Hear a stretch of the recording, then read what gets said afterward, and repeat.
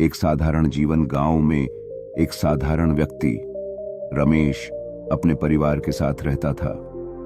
उसने अपनी जिंदगी में कभी किसी का बुरा नहीं किया।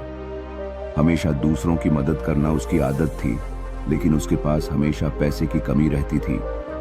रमेश एक किसान था और उसका जीवन बहुत संघर्षपूर्ण था।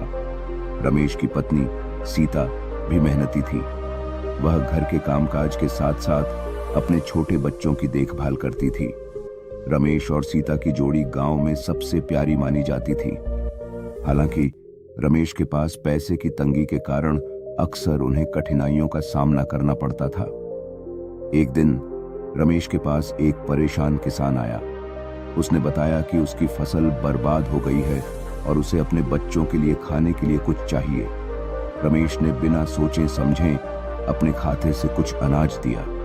वह जानता था कि अपने परिवार की जरूरतों से ज्यादा दूसरों की मदद करना सही है। इस घटना ने रमेश को एक नया संकल्प दिलाया।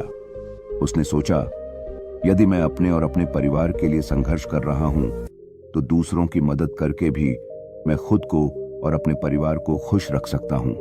उसके इस संकल्प ने उसे और अधिक प्रेरित किया, लेकिन उसे नहीं पता था कि इसके फल उसे कैसे मिलेंगे।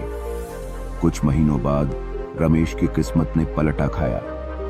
गांव में एक बड़ा मेले का आयोजन हुआ। मेले में भाग लेने के लिए रमेश ने सोचा कि वह भी कुछ नया आजमाएगा। उसने अपने कौशल को इस्तेमाल करते हुए एक छोटी सी दुकान खोली। उसकी दुकान पर किसान अपने ताजा फल और सब्जियां बेचने लगे। रमेश की मेहनत और ईमानदारी ने उसे प्रतियोगिता में जीत दिलाई। उसके अच्छे कर्मों के फल के रूप में उसे मेले में सबसे अच्छा किसान का पुरस्कार मिला। पुरस्कार के साथ उसे एक अच्छी राशि भी मिली, जिससे उसकी आर्थिक स्थिति में सुधार हुआ। अब रमेश की स्थिति सुधर रही थी, लेकिन उसने अपने कर्मों को कभी भी नहीं भुलाया। उसने अपने अनुभवों से सीखा कि जीवन में सही कर्म करना कितना आवश्यक है। उसने दूसरों की मदद करने का सिलसिला जारी रखा। जब भी किसी को आवश्यकता होती, वह बिना कुछ सोचे समझे उनकी मदद करता। गांव के लोग उस पर गर्व करने लगे और सब उसे एक सम्मानित व्यक्ति मानने लगे। रमेश ने सोचा, जिस तरह मैंने दूसरों की मदद की, अब मुझे एक शिक्षा केंद्र खोलना चाहिए ताकि अन्य लोग भी सीख सकें। रमेश ने अपने सपने को पूरा करने के लिए कड़ी मेहनत की। उसने गांव में एक छोटा सा स्कूल खोला। वहां गांव के बच्चे पढ़ने आने लगे। उसने शिक्षा को केवल पाठ्यक्रम तक सीमित नहीं रखा, बल्कि बच्चों को अच्छे कर्मों, नैतिकता और जीवन के वास्तविक मूल्यों के महत्व के बारे में भी सिखाया। रमेश के स्कूल का बहुत नाम हुआ। गांव में शिक्षा का स्तर बढ़ा और लोग रमेश को अपना आदर्श मानने लगे। उसने साबित कर दिया कि कर्मों का फल कितना महत्वपूर्ण होता है। कुछ वर्षों बाद रमेश के बच्चे भी बड़े हो गए। उन्होंने अपने पिता के दिखाए रास्ते पर चलने की ठानी। उन्होंने अपने पिता के स्कूल को और भी विकसित करने का संकल्प लिया।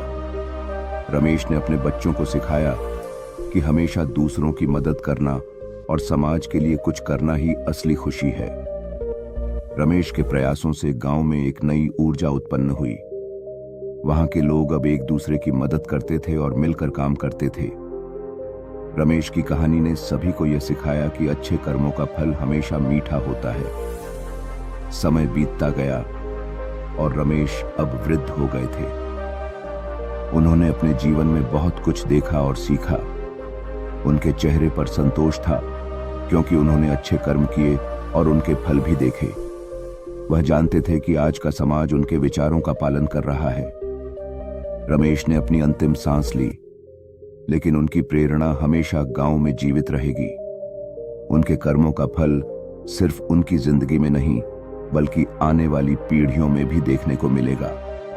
कर्मों का फल, यह कहानी इस बात का प्रमाण है कि अच्छे कर्म हमेशा फल देते हैं। चाहे परिस्थितियां कितनी भी कठिन क्यों न हो, हमें अपने कर्मों की ओर ध्यान देना चाहिए। हमें याद रखना चाहिए कि हर कर्म का फल अवश्य मिलता है। धन्यवाद।